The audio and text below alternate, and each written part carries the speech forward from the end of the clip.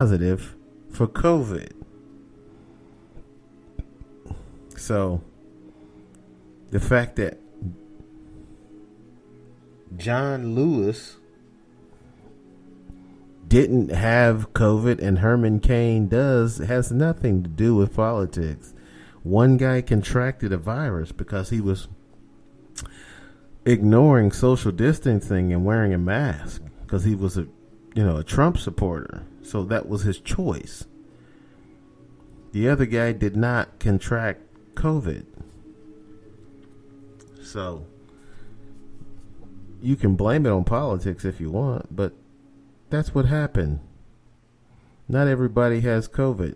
And I'm not saying why someone has COVID and someone doesn't. In general, I'm just saying, as far as these two are concerned, Herman Cain was at the rally that the president held in Tulsa, not wearing a mask and not social distancing.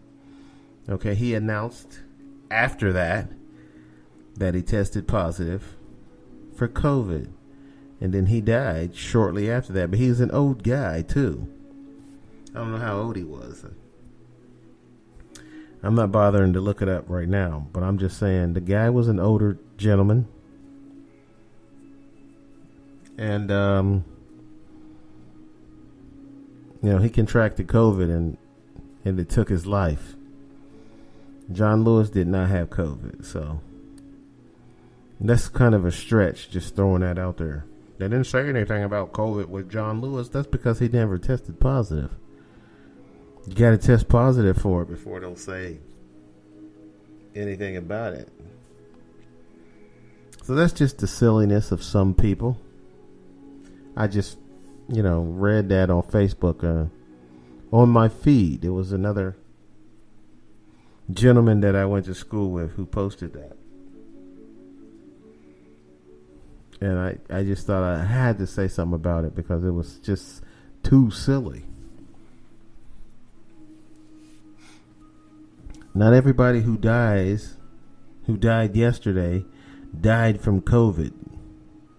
I don't even know how you connect those two. It wasn't a COVID death, John Lewis. Just an 80-year-old guy who died, that's all. I mean, he was celebrated because of what he did when he was alive. A civil rights activist and a congressman. But don't compare him to Herman Cain. That's the bottom line, really, because one of them tested positive. He announced it to the media that he had tested positive for COVID and was going to quarantine himself and all this stuff. John Lewis never tested positive. But anyway, moving on.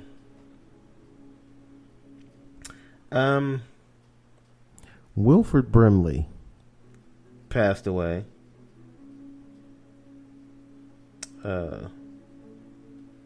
Last week.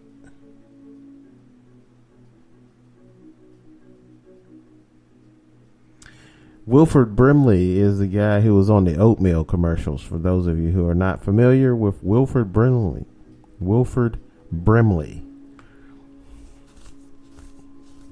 He's on the Quaker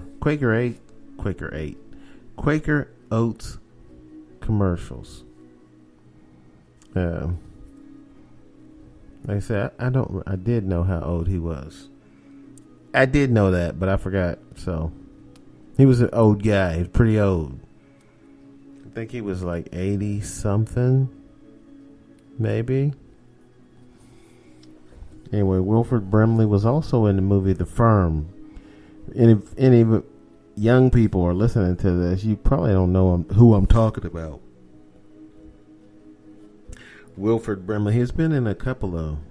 He's been in a few movies. But those are two of his more popular credits in the entertainment business is being the spokesperson for Quaker Oats and also He was like a tough guy in the movie The Firm with Tom Cruise. He was chasing Tom Cruise. Now that you think about it, it seems silly because he's a little overweight and he was an old guy. He looked older at when they done that movie than he actually was. He was only like,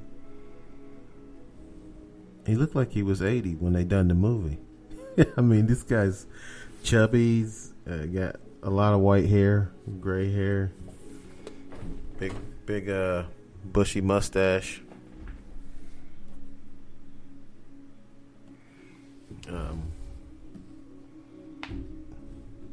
Wilford Brimley, you know. He's also in a movie called Cocoon, which was a popular movie but I think he was like 50 something when he done The Firm. Or maybe that was when he done The Cocoon. Got to get my facts straight. But anyway, he's passed away, so rest in peace, Mr. Brimley.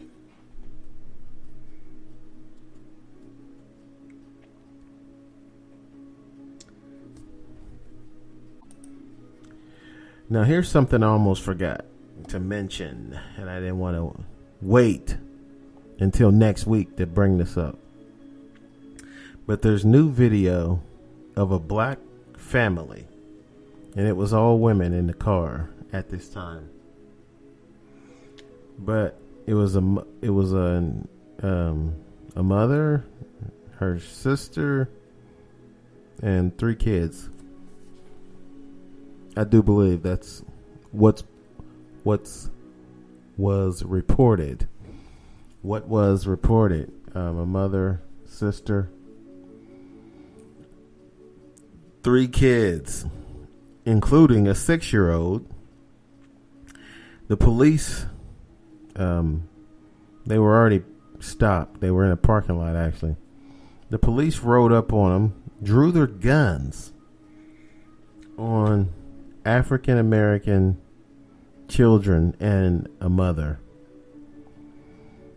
Police rode up on them, drew their guns, made them get out of the car and lay on the hot ground, the hot blacktop in a parking lot. So nobody was murdered, but some more injustice going on here. More injustice. The cops say that they thought the car was stolen because the license plate is exactly the same, only from another state. They probably should have checked that part before they made these people get out of the car and lay on the ground. They handcuffed them, put their hands behind their back. Even a 6-year-old. I'm like, why would you do this to a 6-year-old? You've traumatized her for life now. And she probably feels like she can be arrested by the cops for no reason. I mean, who's ever been in handcuffs for no reason when they were 6 years old? Not me. But yeah, a black family rolled up on by the cops, and the cops tell them, get out of the car, get on the ground. I mean, it's just silly. It's just stupid. I mean, you can clearly see that this is a family, and it's not car thieves. You know what I'm saying? I know that your judgment was clouded because they're black females, but this didn't have to happen. It shouldn't have happened. So, just another example of police brutality. And you're never going to have people stop saying, well, I don't like it when people disrespect the flag. Blah, blah, blah. Shut up, jackass. Shut your nasty mouth, Gumpy. Yeah, I don't want to explain what that is. But anyway. Yeah, when people kneel before sporting events, the athletes, you're always going to have jackasses saying, "You're disrespecting the flag." Shut up, stupid. Your mother was disrespecting the flag when she got pregnant with you, idiot. That's how much it irritates me when people say that.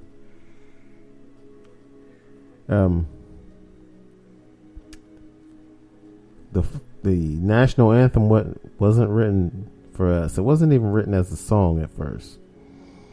The man Francis Scott Key wrote the national anthem. He didn't write it as a song. It was turned into a song long after he had died. So, and he didn't write that poem. It was a poem at first. He didn't write that for black people. But, just this family who got not pulled over, but they were already sitting there, pulled out of their cars and told to lay on the ground and was handcuffed because their license plate had been on a motorcycle. Actually, it was a motorcycle. It wasn't even a car. But their plate has the same number as a motorcycle that was reported stolen, but only the motorcycle that had been reported stolen was in another state. Okay, in another state. So,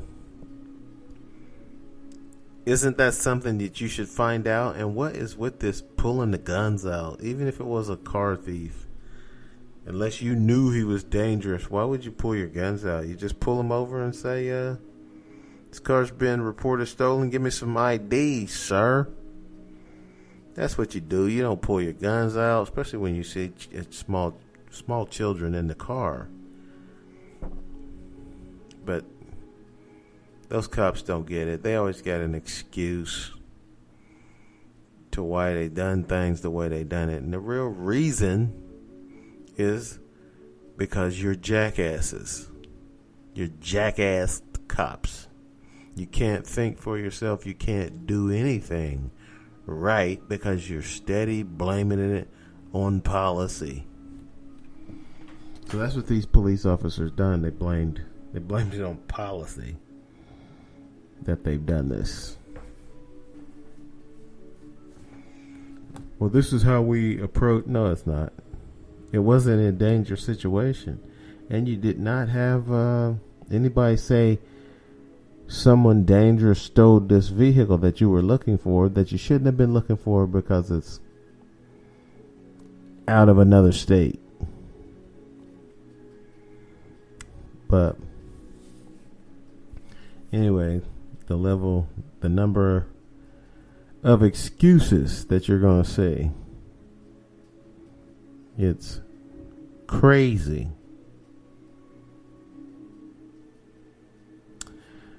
But this just goes to show you, that a lot of people just don't get it, but they will. I know it doesn't look like we're making progress, but we are. As a society, we are. Not just medically and electronically, but race relations. This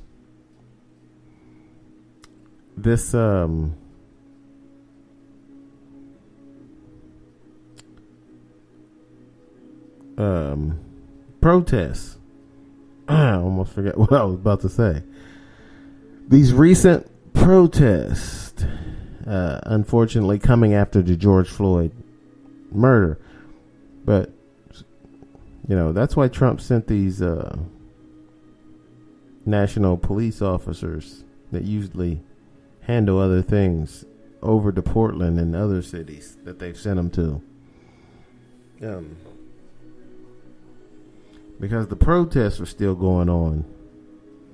So, these protests, this movement that was started after George Floyd's death, is amazing and it'll go on forever. And as long as people keep saying you're